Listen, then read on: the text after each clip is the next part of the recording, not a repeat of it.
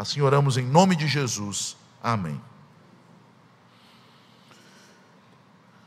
Meus irmãos, os profetas do Antigo Testamento, eles tinham mais ou menos uma mesma maneira de exporem suas profecias, o que nós chamamos de oráculos.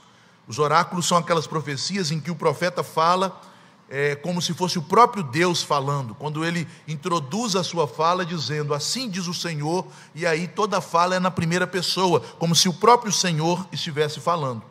Esses oráculos proféticos, principalmente aqueles que eram de maldição, que falavam sobre o juízo de Deus que haveria de vir aos que não se arrependem, aos que vivem debaixo do pecado, aos que não aceitam a palavra de correção do Senhor, eles têm geralmente uma mesma conclusão. E Jesus aqui, sendo ele o próprio verbo de Deus que falou por meio dos profetas, o grande profeta de Deus, do qual Moisés falou que viria para instruir os seus irmãos e que deveria ser ouvido por eles, Jesus, ele também termina sua profecia da mesma maneira como costumavam fazer os profetas do Antigo Testamento. Primeiramente, ao terminar as profecias, os profetas falam de uma destruição que viria como o salário do pecado e da ausência de arrependimento. Quando nós lemos os grandes profetas bíblicos, ou então os profetas menores, nós sempre veremos que eles falam o motivo da sentença contra uma nação, contra o povo de Israel, contra uma pessoa, e então há o juízo, a penalidade. E nesse último ai, de fato, Jesus chega à penalidade. A conclusão de todos aqueles ais anteriores culmina em uma pena. Mas a palavra profética não terminava com a penalidade. Toda profecia, por mais dura que ela fosse, por mais terrível o juízo que ela increpasse sobre alguém, ela sempre terminava com uma palavra de esperança. E é o que nós vemos ao final do capítulo 23, dos versos 37 a 39, que será a matéria da exposição da próxima semana. Deus, apesar da condenação, apesar do juízo, apesar do endurecimento que causou a ira de Deus sendo derramada sobre aqueles a quem Deus enviou o seu profeta para profetizar, Deus sempre convida o pecador ao arrependimento. Deus deixa uma palavra de esperança. Deus traz uma promessa de restauração ao seu povo. E é isso que Jesus faz aqui ao final do capítulo 23. Primeiramente a sentença e depois a promessa de esperança, de restauração, de renovo. Ao final destes 8 ais, destes 8 oráculos de maldição, quando Cristo expressa o juízo de Deus que haveria de cair sobre Israel por causa de sua liderança pervertida, e esses juízos se direcionam aos escribas e fariseus, os líderes religiosos do povo, mas através deles, sobre todo o povo. Após estes 8 ais, Jesus, ele expõe aqui toda a cegueira de Israel, toda a sua hipocrisia religiosa, e então ele chega a uma conclusão. Mesmo vocês sabendo de tudo isso, mesmo vocês tendo sido avisados de toda esta realidade espiritual tão degradante em que se encontram, vocês permanecem endurecidos. Vocês não acreditam em mim, nem na minha palavra. Vocês não se voltam para mim, nem se arrependem. Na verdade, meus irmãos, quanto mais Jesus os advertia, quanto mais Jesus os corrigia, mais eles se enchiam de ira e de ódio. Lembrem-se que estas palavras foram proferidas poucos dias antes da sexta-feira da paixão, da sexta-feira onde Cristo foi entregue à morte. Portanto, devido a este endurecimento tão grave, era o momento derradeiro de Deus declarar o seu juízo através do Messias, através de Cristo, que haveria de ser derramado como uma ira terrível contra a nação de Israel, por causa de sua incredulidade e apostasia. Infelizmente, o movimento evangélico de nossos dias, por uma leitura capenga, enviesada das Escrituras, dizem que Israel é o povo de Deus. Meus irmãos, Israel não é o povo de Deus. O povo de Deus é a igreja. É o que está em 1 Pedro, no capítulo 2, no verso 10. Vós que não erais povo, e agora sois povo. E Israel está prestes aqui a perder o status de povo de Deus. Porque não é possível ser povo de Deus se não estivermos ligados ao rei que Deus constituiu sobre o seu povo. E este rei é Jesus. Todos aqueles que negam a Jesus não fazem parte do povo de Deus. Vejam a seriedade da apostasia de Israel, da sua incredulidade em relação a Jesus. E vejam, meus irmãos, as terríveis consequências que viriam sobre eles. Eles perderiam seus privilégios espirituais. Eles perderiam seu status de povo de Deus. E ao invés de receberem das mãos de Deus proteção e bênção, Deus enviaria contra eles terríveis inimigos, espada, morte, pragas, juízo. O sangue de Cristo que seria derramado, o sangue dos profetas que foi derramado, o sangue dos apóstolos e profetas da igreja do Novo Testamento, que também seriam derramados pelos judeus, custaria a vida da nação. Eles seriam esmagados pelos romanos. Portanto, este final do capítulo 23 também é uma preparação para o capítulo 24. O capítulo 24 vai nos mostrar quais seriam os juízos de Deus que viriam sobre Israel, por causa de seu coração endurecido, pelo motivo deles terem negado a Cristo. O capítulo 24 não está falando propriamente, principalmente nos seus primeiros versículos, até por volta do versículo 30 e poucos, não está falando propriamente do fim do mundo, mas está falando da destruição de Israel. Portanto, estes versículos que acabamos de ler, do 29 ao 36 de Mateus 23, nos descrevem a seguinte verdade: a ira de Deus virá contra os hipócritas que negam a verdade por suas obras. Aparentemente, eles eram defensores da verdade. Jesus expõe aqui que, aparentemente, eles eram pessoas que admiravam os profetas, que admiravam a Deus e a sua palavra, mas suas obras os denunciavam. E por causa deles negarem a verdade por suas obras, a ira de Deus viria contra os judeus, contra Israel. Este texto, meus irmãos, então nos ensina as seguintes verdades. Em primeiro lugar, nos dois primeiros versos, 29 e 30, quando o ai é proferido, percebam que a partir do verso 31, nós já temos uma conclusão. Jesus tira as implicações deste ai. Ele começa o verso 31 com uma conclusão, assim, mas quando ele profere o ai, versículos 29 e 30, nós aprendemos esta primeira verdade, que a hipocrisia era uma maneira deles tentarem fugir da ira. De fato, a consciência deles já os acusava. A palavra profética pregada por João Batista, a verdade do Evangelho do nosso Senhor Jesus Cristo, os milagres e as obras que Cristo fez diante dos olhos deles, tudo isto eram provas inequívocas, provas inegáveis de que Jesus era o Messias, o Cristo.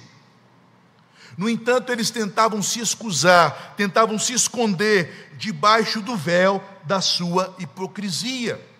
Este último oráculo, portanto, é lançado para desmascará-los. É como se Deus os estivesse tirando de suas cavernas, de seus esconderijos e trazendo-os à sua presença para condená-los. Deus os captura e os traz diante do seu trono e executa o seu juízo.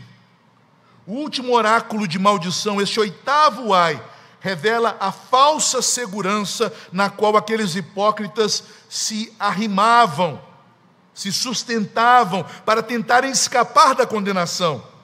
Eles honravam os profetas com demonstrações externas, mas não com o coração. Vejam, Ai de vós, escribas e fariseus hipócritas, porque vocês honram os profetas. Como? Edificando os seus sepulcros, adornando os túmulos dos justos. Eles faziam monumentos em honra aos profetas. Dizem os historiadores que era uma prática nos dias de Jesus fazerem grandes monumentos para honrarem os profetas, colocando ali nomes, inscrições, fazendo até mesmo peregrinações àqueles locais, para que a memória daqueles profetas fosse venerada. Aqueles monumentos eram uma maneira, de certa forma, de mitigar, de aplacar a culpa que eles traziam no coração, pois eles se sabiam culpados de nunca terem honrado os profetas, ouvindo a sua palavra e obedecendo a Deus através da palavra que Deus falava pelos profetas. Eles honravam com monumentos aqueles profetas que os seus pais no passado mataram. Diz o versículo 31, se tivéssemos vivido nos dias de nossos pais, não teríamos sido cúmplices no sangue dos profetas que foram mortos por eles. Meus irmãos, na verdade, é um costume muito comum dos hipócritas dos dias de Jesus e de todas as épocas honrarem os servos de Deus após a morte. Os pastores são muito homenageados depois que morrem, os bons pastores. João Calvino hoje tem uma estátua, o Muro dos Reformadores, em que está ali João Calvino e outros reformadores em Genebra. Mas quando João Calvino era vivo, os cidadãos de Genebra, primeiramente, o expulsaram e por várias vezes se levantaram contra ele. Em um episódio, numa ceia, quando ele se recusa a servir a ceia a pessoas que viviam de maneira desordenada, os libertinos, de uma família rica e poderosa de Genebra, aqueles homens arrancam suas espadas no meio do culto para matar Calvino diante da mesa da comunhão. Meu filho me presenteou no meu aniversário com o quadro desta ilustração. E eu gosto de tê-lo sempre diante de mim, para lembrar que os pastores serão sempre ameaçados quando pregam a verdade. Aí eu olho para esse quadro, está lá, no meu escritório. Os libertinos arrancando as espadas e Calvino colocando a mão no cálice, no pão e os afastando, apenas com a autoridade da palavra. Amados irmãos, todos os homens de Deus que ousam falar a verdade do Senhor em sua época serão rejeitados. O apóstolo Paulo é categórico em afirmar que todo servo de Deus que quiser viver piedosamente em sua geração haverá de padecer, de sofrer. Em muitos casos serão cruelmente condenados à morte. No entanto, é comum que a posteridade, para tentar diminuir o sentimento de culpa, já que a memória destes homens, a obra de Deus e os frutos da obra de Deus através da vida deles, é um testemunho eloquente de que viveram de maneira piedosa, para tentarem então aplacar este sentimento de culpa que arde em seu coração, os hipócritas, ao invés de se arrependerem e darem ouvidos à palavra que foi pregada pelos justos, pelos profetas e pelos fiéis, eles preferem fazer homenagens. Veja, meus irmãos, como nossa sociedade homenageia João, Pedro. Tem até festa, de São João. Mas será que as pessoas leem o Evangelho de João? Será que as pessoas leem as cartas de João? Será que as pessoas sabem o que João escreveu? Será que elas sabem o que Jesus falou e João nos transmitiu como autor inspirado do Evangelho? E aquelas que dizem venerar Pedro e os demais santos, apóstolos, será que estas pessoas são pessoas que se dedicam a não apenas venerar ou homenagear estas figuras de destaque na história da igreja, mas em ouvir a palavra de Deus através da pena destes homens que nos foi legada? Tal como se observa na religiosidade de nosso povo, se Pedro agora estivesse vivo, nosso povo estraçalharia Pedro, não apenas o crucificaria de cabeça para baixo, e colocaria fogo nele ainda vivo, ele seria dilacerado. Se Paulo andasse entre nós e fosse um pastor de nossa denominação, eu tenho a convicção de que Paulo seria apedrejado. Se o próprio Cristo estivesse em nossa época, neste mundo, nós o queimaríamos. As pessoas às vezes pensam: eu não entendo como fizeram isso com Jesus. Se eu estivesse lá, eu não faria isso. Era este o sentimento dos hipócritas. Como mataram os profetas, os nossos pais? Se nós estivéssemos lá, nós não faríamos isto. As pessoas pensam que com estas simples homenagens, com a memória do nome dos grandes homens de Deus do passado, dos grandes servos de Deus do passado, eles estão se isentando da culpa de seus próprios pecados. Eles não suportam a palavra de Deus que foi declarada por estes homens, mas eles gostam das festas para os santos, e com os lábios eles dizem honrar a Cristo.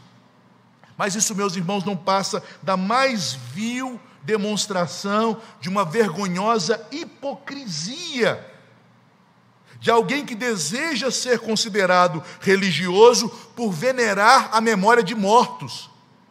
Mortos que foram servos de Deus, que deixaram uma mensagem da parte de Deus, que deixaram um legado para ser imitado, mas estas coisas as pessoas não consideram. Meus irmãos, eu vejo isso às vezes até na minha própria família. Eu sou de uma família em que minha avó paterna foi a primeira crente da família, e eu a conheci. Ela faleceu, eu já era casado. Uma mulher piedosíssima, uma mulher serva do Senhor. Toda a família venera a memória de minha avó, mas são poucos os da família que andam nas pisadas de minha avó. A vovó era isso, Dona Flor era aquilo. Que mulher de Deus. Mas por que você não anda como ela andou? Porque você não vive como ela viveu. Era assim que se comportam os hipócritas. Eles veneram a piedade dos outros, eles criam memoriais em relação à piedade dos outros, mas se os piedosos os corrigem, se os piedosos os advertem para o perigo dos seus pecados, eles passam a odiar aqueles piedosos.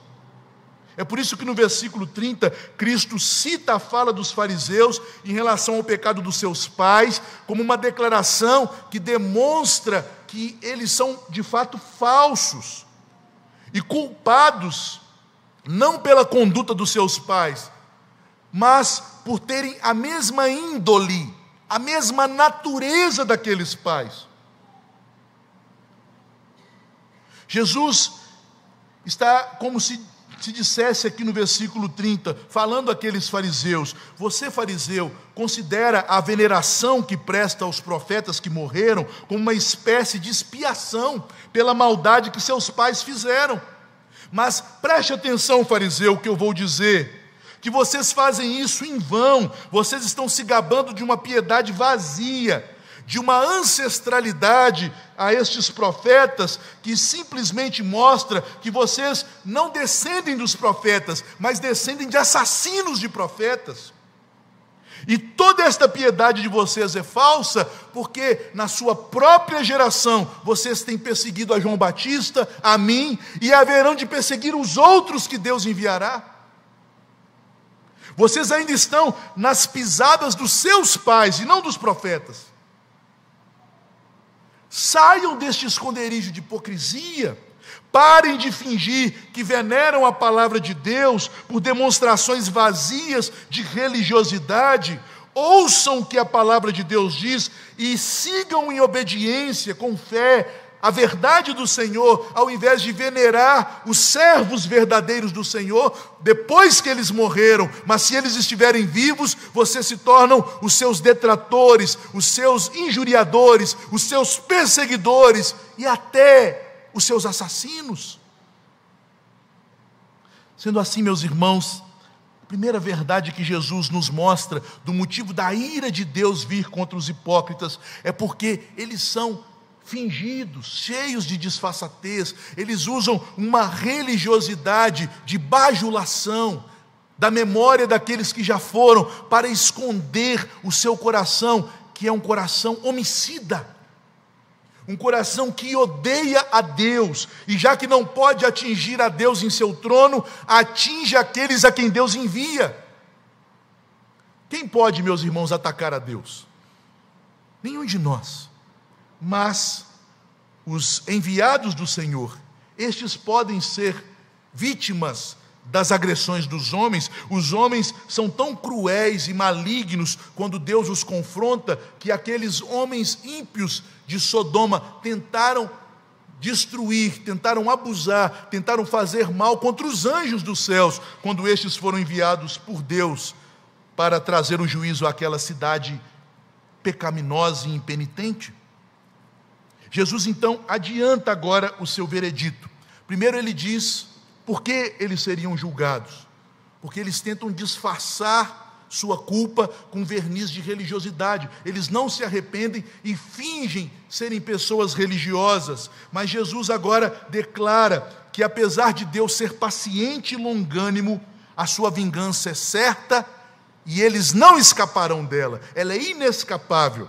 Versículos 31 a 33. Veja que a partir do versículo 31, Jesus traz uma conclusão, como eu já salientei no início. Assim, Jesus conclui no verso 31 que aqueles homens se condenavam por sua própria palavra, ao assumirem que eram descendentes, não dos profetas que honravam, mas dos seus pais, que eram assassinos de profetas e inimigos da verdade. Eles, de maneira um tanto quanto sinuosa, eles estão revelando o seu próprio coração. Eles são semelhantes aos seus pais. Jesus então finalmente conclui que eles não são degenerados, filhos degenerados. Eles saíram tal como seus pais. Filho de peixe é peixinho, filho de homicida é homicidazinho. Eu não sei o diminutivo de homicida, imagino que seja uma palavra diferente desta, mas é a ideia que Jesus transmite aqui.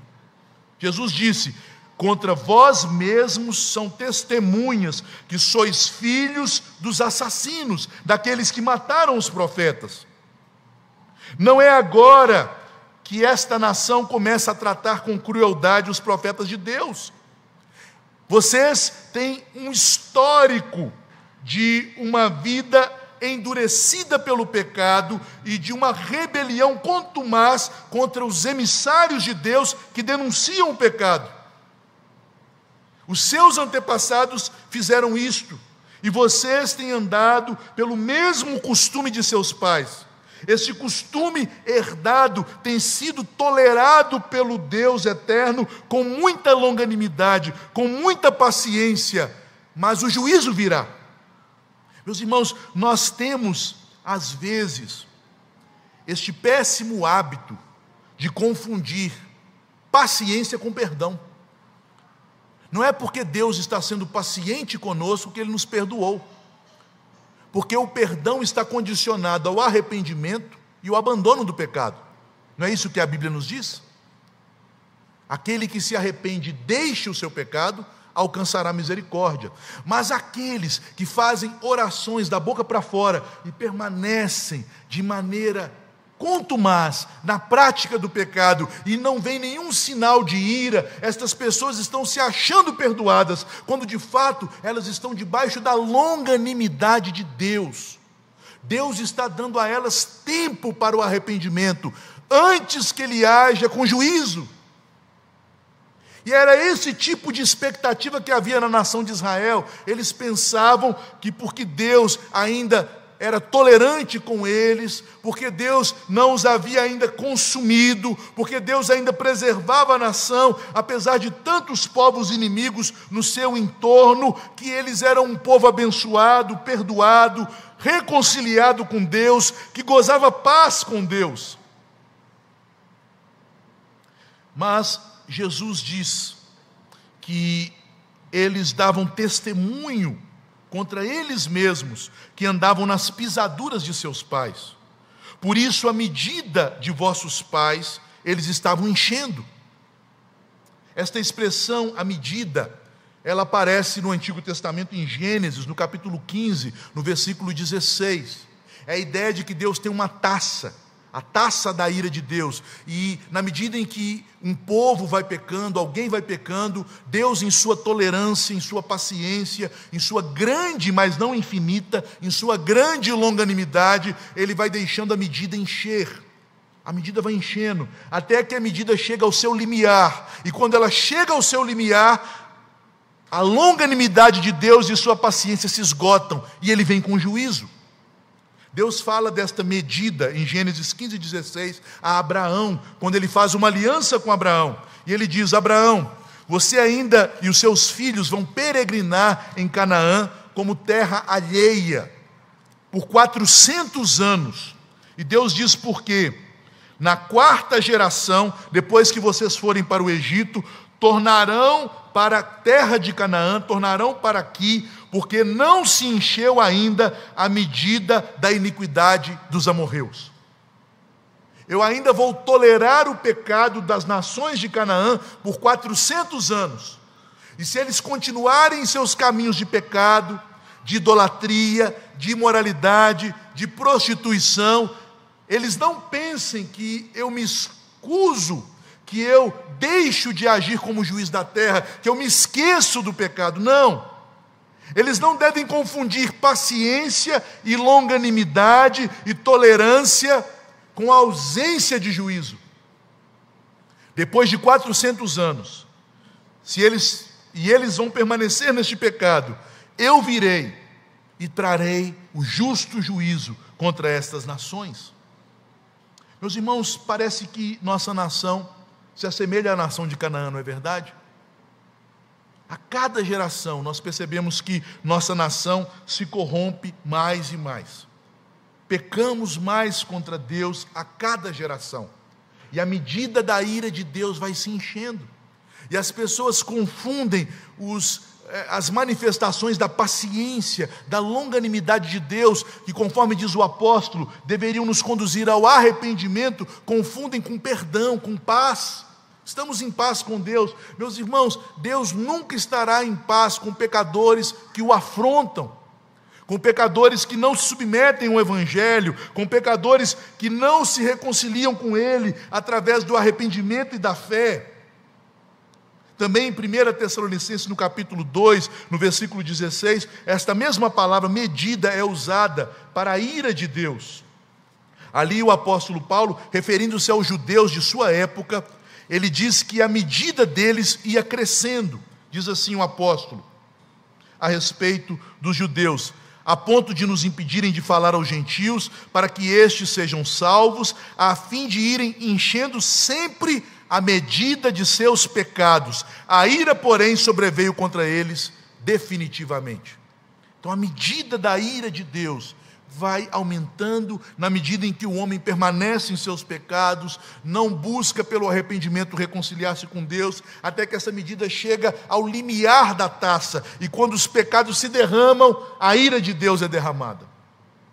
É isso que Jesus está dizendo para aqueles homens: não se escondam atrás de uma religiosidade vazia, baseada em bajulação, em honras humanas, em memoriais humanos, em coisas que não agradam ao Senhor. Não se escondam atrás destas coisas, porque a medida dos seus pecados vai se enchendo. O que os seus pais fizeram e a nação não se arrependeu é contado contra vocês, se vocês permanecerem nas mesmas pegadas de seus pais. Então ele faz esta exclamação: serpentes, raça de víboras, como escapareis da condenação do inferno? Como escapareis da condenação do inferno? Esta metáfora das serpentes, muitos comentaristas usam naquele sentido mais comum de falar que estes homens eram ardilosos, sagazes, venenosos, tais como as serpentes. Mas eu entendo que esta metáfora, que foi primeiramente usada no Evangelho, não por Jesus, mas por João Batista, conforme está registrado em Mateus no capítulo 3, no versículo 7, quando os líderes religiosos, estes mesmos escribas e fariseus, vinham até o Jordão, não para receberem o batismo de Jesus, mas para julgarem João Batista, para encontrarem algum motivo a fim de acusar João Batista como um falso profeta, João Batista então os chamava raça de víboras. Quem vos induziu vir aqui ao Jordão? Raça de víboras. O Senhor Jesus, ele usa esta figura de João Batista ao chamar estes religiosos de raça de víboras, não apenas aqui neste capítulo 23 de Mateus, mas ele já havia os chamado assim no capítulo 12, no versículo 34, quando eles disseram que Jesus era um falso profeta e que Jesus operava milagres e principalmente exorcismos pelo poder de Satanás. Jesus diz lá em Mateus 12, 34, raça de víboras, como podeis falar coisas boas sendo maus? Mas eu reitero, a meu ver, esta figura da raça de víboras não significa que eles eram venenosos, mas aqui João Batista primeiramente, depois Jesus, estão citando, estão fazendo um eco da profecia de Jeremias 46, 22, que diz assim: faz o Egito um ruído como da serpente que foge. E percebam que Jesus chama eles aqui de serpentes, raça de víboras. Faz o Egito um ruído como da serpente que foge, porque os seus inimigos vêm contra ele, com machados, quais derrubadores de árvores. Percebam, meus irmãos, que as duas figuras, da serpente que foge e do machado que corta a árvore, são as figuras usadas por João Batista no capítulo 3 de Mateus para acusar os religiosos. Duas figuras que expressam a mesma ideia. Aqui, falando das serpentes que fogem, João Batista e antes dele Jeremias estão demonstrando uma cena da natureza nos desertos áridos da Palestina. Quando os arbustos do deserto se incendiavam, entravam em combustão, porque estavam tórridos, secos, e o calor era tão escaldante que aquela combustão espontânea fazia com que aqueles arbustos pegassem fogo no deserto, as serpentes saíam de seus buracos, de suas cavernas, de suas locas, e iam fazendo barulho por meio do deserto, procurando água para se abrigar. Esta foi a ideia de Jeremias, quando disse ao Egito, que estava ameaçado e seria destruído pelos seus inimigos: Egito, você faz ruídos como da serpente que foge, da serpente que está desesperada, porque o fogo pega no deserto, e se o fogo a cercar, ela será queimada. A mesma ideia é transmitida por João Batista, quando ele acusa os líderes religiosos que vêm ao Jordão: raça de víboras, quem vos induziu a fugir do juízo vindouro? Vocês são como a serpente que foge, porque o machado já está à raiz da árvore. E aí João Batista usa a segunda ilustração de Jeremias: fariseus, vocês têm vindo aqui porque vocês têm percebido que o tempo do juízo está próximo. O coração de vocês está ansioso, apertado e perplexo, porque vocês têm visto sinais dos tempos, mas não aceitam o Cristo que Deus enviou. Portanto, a ideia transmitida, meus irmãos, neste versículo 33, é que eles poderiam tentar fugir do juízo, mas eles não escaparão. Meus irmãos, quando Deus vem contra o homem para julgá-lo e para trazer seu castigo, não há como escapar. A única alternativa que temos é aquela que Davi, um homem que conhecia o Senhor, Davi apelou a ela: Senhor, tem misericórdia. Todas as vezes que a espada de Deus vinha contra Davi por causa de seus pecados, como no caso da mulher de Urias, o heteu, ou também no caso do censo de Israel, Davi clamou por misericórdia. Não há outra alternativa para fugirmos do juízo de Deus, a não ser recorrermos às suas santas misericórdias, mas este não seria o desígnio, o desejo destes fariseus. Eles de maneira nenhuma clamariam pela misericórdia de Deus, reconhecendo a Jesus como Cristo. Por isso a ira viria contra eles. Jesus então conclui, após revelar sua hipocrisia, sua tentativa de disfarçar sua culpa, com os memoriais de honra aos profetas, após dizer a eles que o juízo era certo e inescapável, nos versículos finais 34 a 36, Jesus declara que os hipócritas não alcançarão misericórdia, porque suas obras são más, porque eles permaneceriam em seus pecados. Jesus declarou que o juízo é inevitável, e agora ele explica o porquê disso. Versículo 34, por isso, eis que eu vos envio profetas, sábios e escribas. E ao enviar estes homens, os apóstolos, os evangelistas, os profetas do Novo Testamento, vocês darão provas de que Deus é verdadeiro, de que Deus é justo e de que vocês merecem a condenação. O que vocês farão contra estes homens? O que os judeus fizeram contra os apóstolos do Cordeiro? O que eles fizeram contra o próprio Cristo? O que eles fizeram contra a igreja primitiva?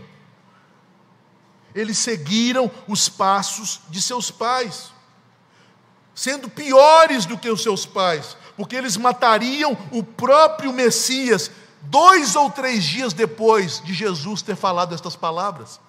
Lembrem-se, meus irmãos, estas palavras foram faladas por Jesus na sua última semana na terra. Eles se tornariam os instrumentos de Satanás para perseguir a verdadeira igreja de Cristo.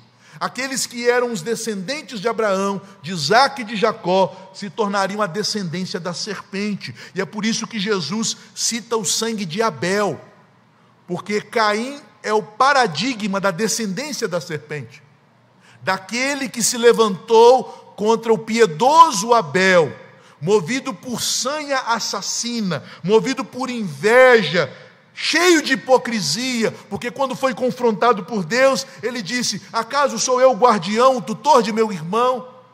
E então o apóstolo João, em sua primeira carta, declara que aqueles que estão debaixo da ação do diabo, que odeiam seu irmão, são filhos do diabo e são semelhantes a Caim, que matou o seu irmão. Eles se tornariam instrumentos de Satanás. E Deus haveria de agir de maneira justa, destruindo sua falsa religião, destruindo a sua nação, os expulsando de Canaã, da Palestina, e os fazendo rodar pelas nações da terra, não mais como povo de Deus, mas como um povo debaixo da ira de Deus. Meus irmãos, os judeus não são um povo abençoado. Os judeus são um povo amaldiçoado, é o que Jesus está dizendo aqui.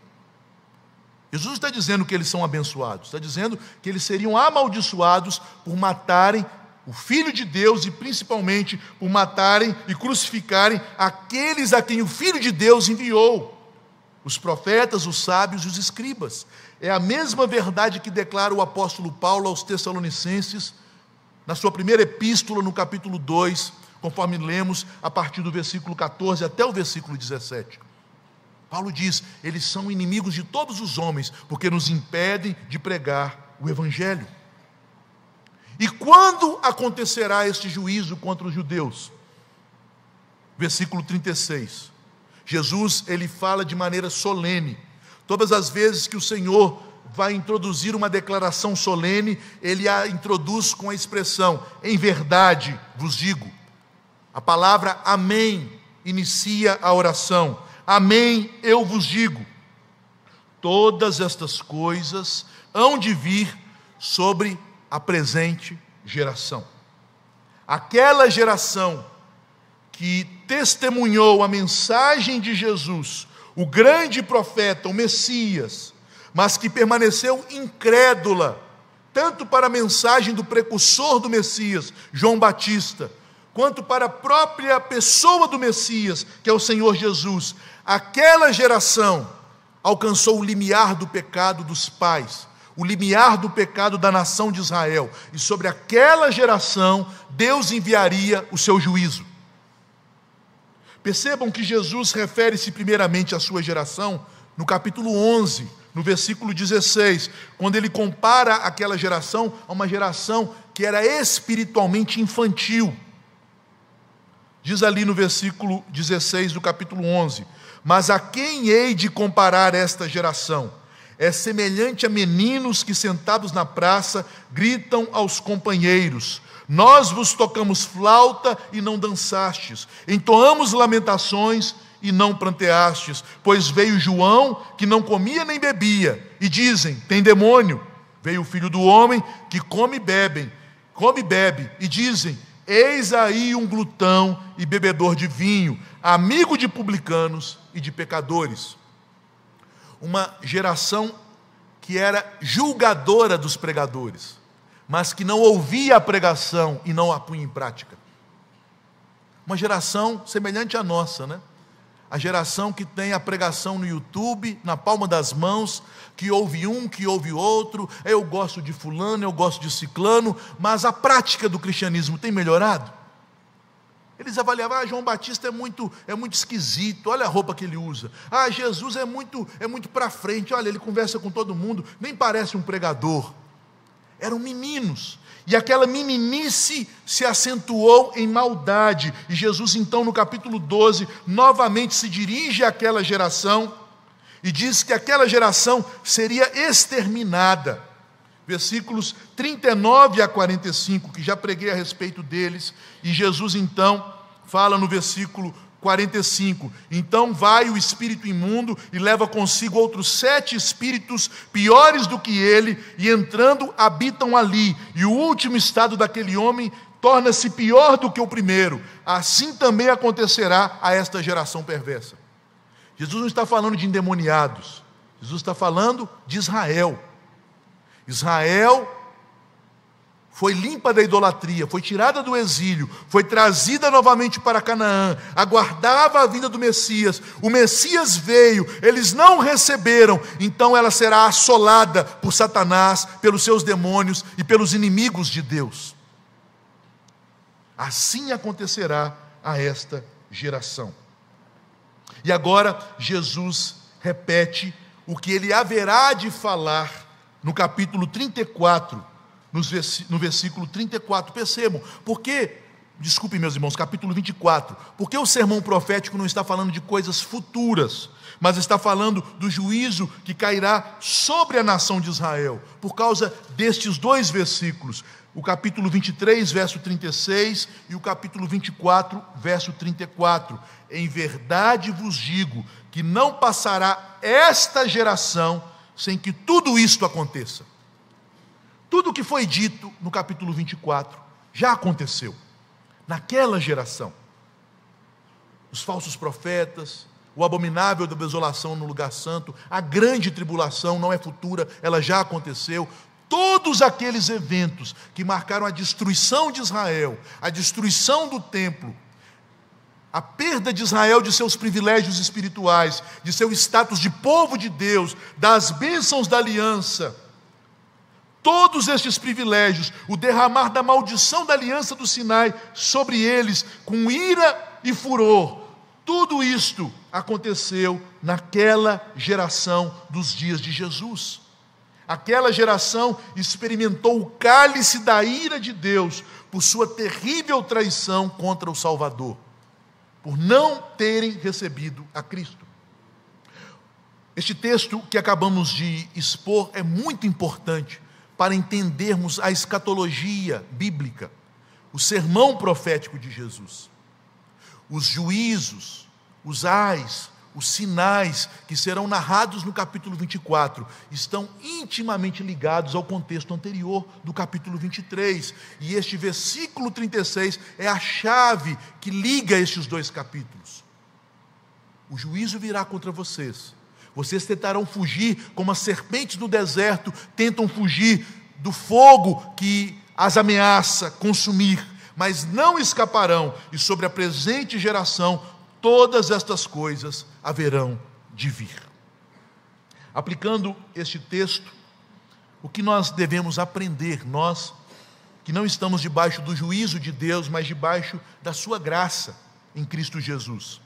Em primeiro lugar, meus irmãos, embora não estejamos debaixo do juízo, devemos nos lembrar que a verdade bíblica sobre o dia do juízo faz parte da mensagem do Evangelho. Não haveria sentido pregarmos o Evangelho, falarmos de um Salvador, anunciarmos uma salvação, se não houvesse do que ser salvo. Por que um Salvador e uma salvação?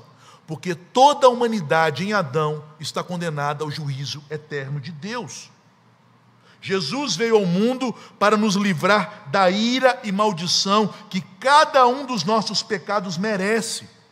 Essa penalidade pelos pecados é tão grave, é tão séria, que foi preciso o Filho de Deus vir ao mundo para sofrer o castigo do nosso pecado sobre a sua própria cabeça.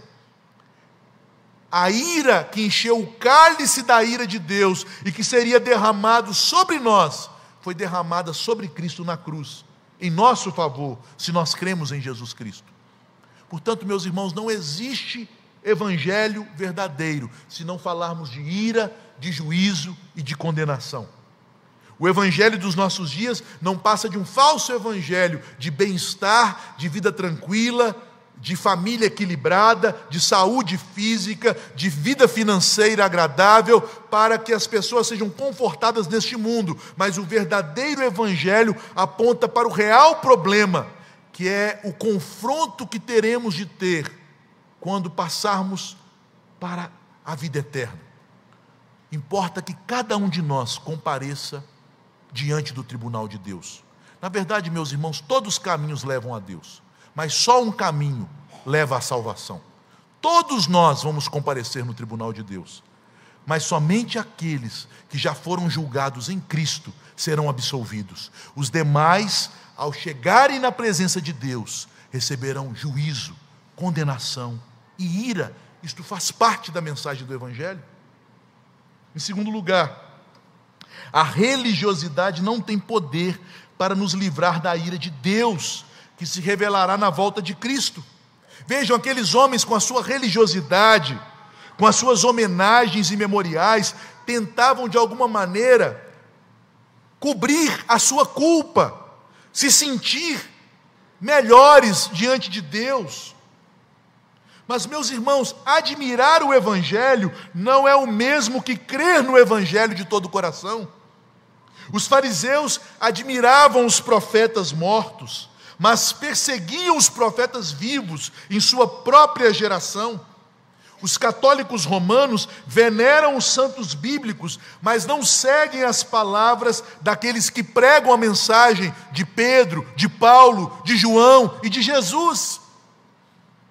Muitos evangélicos hoje admiram os reformadores, se dizem reformados, mas não andam nas pegadas bíblicas do evangelho que foi restaurado nos dias da reforma. Lembre-se, meus irmãos, que no último dia, muitos virão a Cristo e dirão: Senhor, Senhor, e ouvirão como resposta: não vos conheço. Deus não quer que sejamos admiradores da verdade. Deus não quer que sejamos pessoas que homenageiem os santos e profetas. Deus quer que creiamos no Evangelho, sejamos santos em Cristo Jesus e andemos nas pisadas dos santos, profetas e justos. Em terceiro lugar, amados irmãos, este texto também nos revela que Deus tem um cálice que vai se enchendo com sua ira, porque Deus é tardio em irar. Ele é benigno, paciente, tolerante, longânimo. Contudo, Ele não pode inocentar o pecado, porque Ele é justo. Um dia, a medida da ira de Deus se enche contra os pecadores. Lembre-se, a paciência de Deus não é ilimitada. Ela não é infinita. A medida vai se enchendo para aqueles que permanecem em seus pecados. Mesmo sobre nós crentes, que não entraremos no juízo eterno, porque os que estão em Cristo passaram da morte para a vida e já não mais entram em juízo, mas mesmo para nós, Deus pode deixar de ser paciente conosco e agir com disciplina mais severa, quando insistimos no caminho errado. Quantos crentes têm insistido no caminho errado, confiado de maneira indolente e irresponsável na graça, e por isso tem trazido malefícios para a sua vida e para a sua família? Meu irmão, não confunda paciência com perdão. Não é porque Deus está sendo paciente com você que Ele te perdoou. Você só receberá plenamente o perdão de Deus quando você reconhecer seu pecado, se arrepender com sinceridade dele e abandoná-lo. Se você for perseverante em desobedecer, Deus te dará corda, mas no momento, quando você menos esperar, Ele puxará essa corda. Não abusemos da paciência do Senhor. Cuidado. Em quarto lugar, seguir maus líderes é uma escolha perigosa. Vejam, meus irmãos, que Jesus está aqui condenando e acusando de hipócritas os líderes, escribas e fariseus. Mas o versículo 36 declara que a consequência do pecado dos líderes haveria de cair sobre toda aquela geração. Não seriam apenas os escribas e fariseus que pagariam pelo pecado, mas toda a nação que o seguiu, toda a nação que engrossou o coro deles, dizendo que Jesus deveria ser crucificado, enquanto Barrabás precisaria ser solto, toda aquela geração sofreria as consequências da má liderança. Portanto, meus irmãos, sigamos os líderes fiéis, biblicamente fiéis. E por fim, os privilégios espirituais, desacompanhados de gratidão, se transformam em grandes tragédias. Quão maior for o privilégio espiritual, se ele for desacompanhado de gratidão, de fé, de obediência, ele nos levará a uma tragédia ainda maior. Aquela geração de judeus, meus irmãos, foi a mais privilegiada da história de Israel. Eles não viveram na mesma época dos patriarcas, ou de Moisés, de Samuel, de Elias, de Eliseu, de Davi, de Salomão, ou de algum dos grandes profetas, Isaías, Jeremias, Daniel. Mas eles viveram em dias ainda mais especiais. Eles viveram nos dias em que o Messias prometido aos patriarcas, profetizado por Moisés, prometido aos reis, juízes e profetas, veio ao mundo. No entanto, aquela geração que teve o privilégio de receber o Messias, Jesus Cristo, foi a geração também que sofreu a mais terrível punição, pois ao negar Jesus, todo o pecado acumulado de seus antepassados, a ira de Deus caiu sobre eles. Vejam, como os privilégios espirituais, quão maiores eles forem, maiores consequências terríveis eles trarão aos que forem desobedientes, ingratos. Aquela geração sofreria uma terrível destruição, a maior destruição da história do povo judeu, pior do que o Holocausto. Sobre aquela geração, o cálice da ira de Deus foi derramado. Semelhantemente, meus amados irmãos, nós vivemos em uma época extremamente privilegiada em relação ao acesso à palavra. Nós temos grande acesso à palavra. Nós temos livros, artigos, sermões, estudos, pregadores, temos acesso a pregações de outros países, nós podemos ouvir pregações de outras línguas com tradução automática, com um simples dispositivo de internet. Nós temos muito acesso à verdade bíblica. Mas eu gostaria de trazer, finalizando, a seguinte reflexão: será que nós transformaremos este grande privilégio em uma grande ruína para a nossa geração?